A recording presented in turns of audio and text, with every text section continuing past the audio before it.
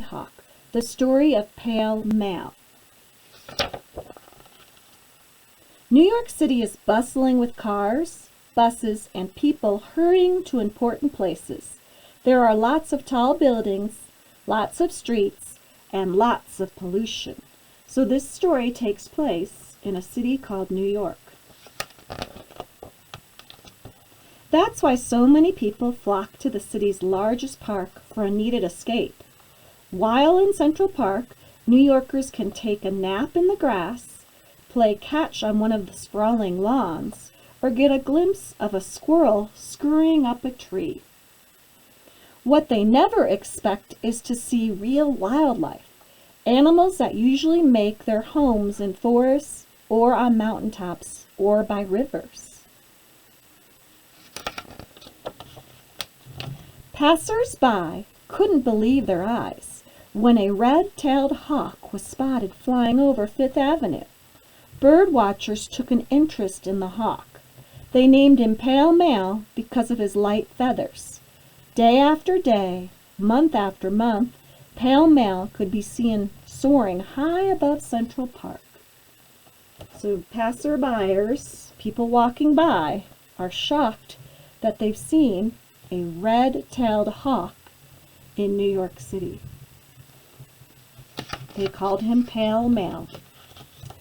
After Pale Mal was sighted near a pond in Central Park, flying over the Metropolitan Museum of Art, and by a hot dog stand, it was clear that he was there to stay.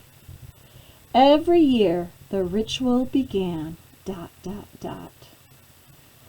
He's not leaving, this red-tailed hawk.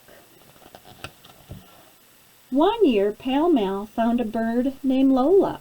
She was a hawk, too. Her feathers were darker than his, and she was bigger in size.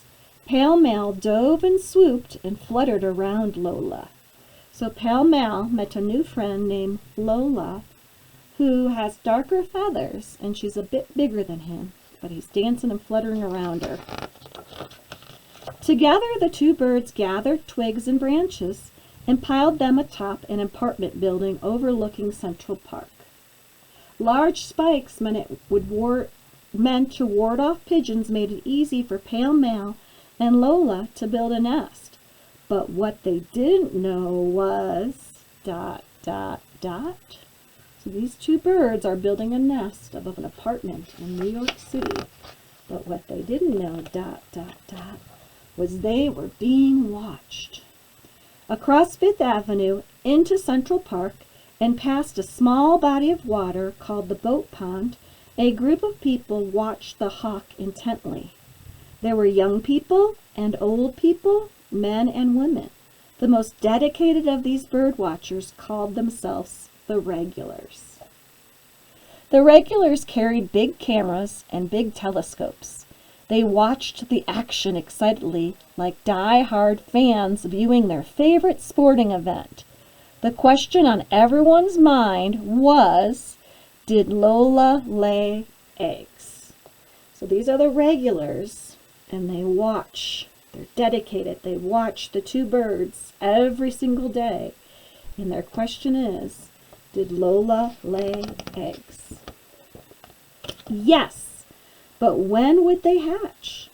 The Regulars arrived at the park before the sun came up and didn't leave until the sun went down. They waited in the rain. They waited in the dark. They waited and waited and waited. What are they waiting for? They're waiting to see when Lola's eggs will hatch. Finally, the two babies were born. They chirped excitedly for food. Pale Mal was a good dad and worked tirelessly to bring plenty of food back for them. The Regulars named one baby Handsome and the other Gretel. So we have two babies. They chirp a lot. Pale Mal's a great dad. One is Handsome, one is Gretel.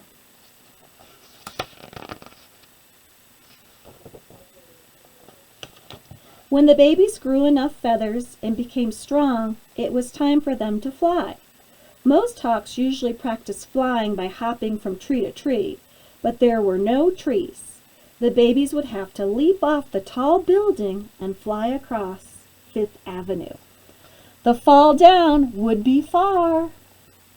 They hopped and hopped and hopped some more, but neither flew. I wonder if they're going to learn to fly. At last one morning, before the sun peeked above the trees, one baby took the first flight, disappearing into the dark blue sky. So one baby finally flew. The daylight brought new excitement. Soon both babies were exploring the park. The regulars watched it all. Their early mornings and late nights in the park were worth every minute. If you go to Central Park and you watch and wait, you may see a pale feathered hawk. Who do you think that is? And come spring, chances are there will be a nest. Inside the nest there may be several eggs with babies ready to greet the world. The end. I hope you enjoyed the story, Pale Mal.